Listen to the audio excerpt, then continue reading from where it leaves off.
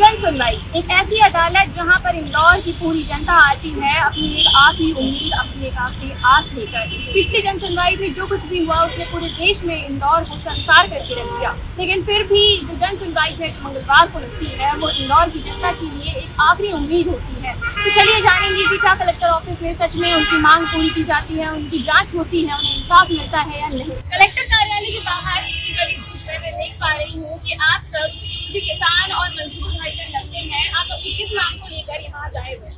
हम लोग काली बिल्लों से आए हैं, जो कंपनी वालों ने हमारे काली बिल्लों में करीबन 40 बीघा जमीन को रोड चला के पूरी फसलों नष्ट करके तो जो जमीन बची करीबन 150 बीघा,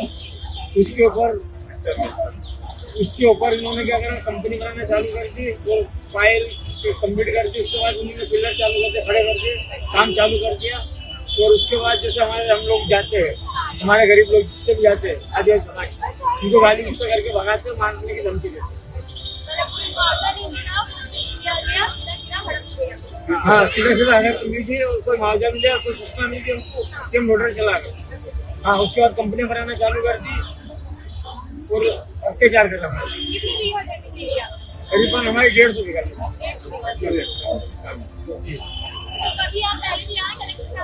अगले मंगलवार को आए थे, कुछ सुनने नहीं, ऐसे आए थे वाइट करके चले गए। हाँ, आपसे मिले था, कलेक्टर आपको मिले।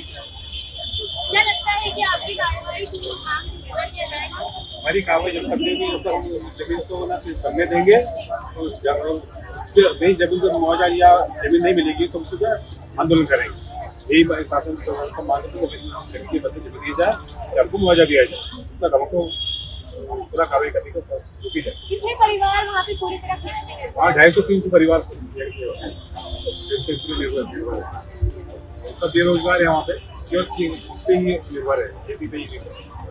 मतलब एकमात्र किसान जो पूरा अन्नदाता कहलाता है, पूरे देश को सींचता है, वहाँ उनकी ही जमीन एक कंपनी हड़प लेती है और अभी तक इनकी कोई भी सुनवाई नहीं हुई है। क्या मांग लेकर आई हो?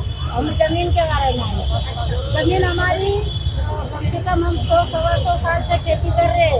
उसमें शक्ति पंप वाला ने कंपनी डाल दी है, शुरू रोड निकाले और हमको ऐसा बोला कि बोले बिना पूछे बिना किए 40 बीघा गेहूं सने के निश्चय कर दिए।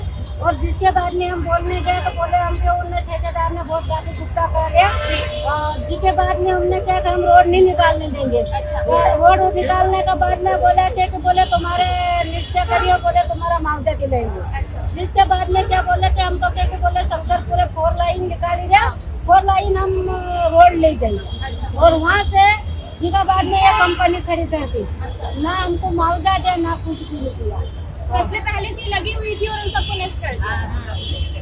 जमीन के बारे में आए थे आप, हमारी जमीन में इनने जेसीबी ऐसे सब चला दी, गेहूँ चने सब बिखेर दिया बाहर। अच्छा। और उसके बाद में इन लोगों ने हमको धमकी दी थी, पुलिस आए थे, वो बोलेंगे कि बोले आपके कुछ प्रूफ नहीं है, आपको बोले ये लड़ाई झगड़ा करोगे तो आपको अंदर होना पड़ेगा। हाँ, हमको मैडम ने ऐसी धमकी दी तो हमने फिर भी गाँव के आए, सब खड़े थे वहाँ पे। उसके बाद में कि हमको बोले रोड निकालते, तो तुम्हारी जमीन का जो गई है जमीन रोड में इतना तुमको मुआवजा देंगे। उसके बाद में चालबाजी से अब इन लोगों ने कंपनी खड़ी। तो अब देखा जाएगा कि क्या कलेक्टर साहब इनकी कार्रवाई पूरी कर पाएंगे।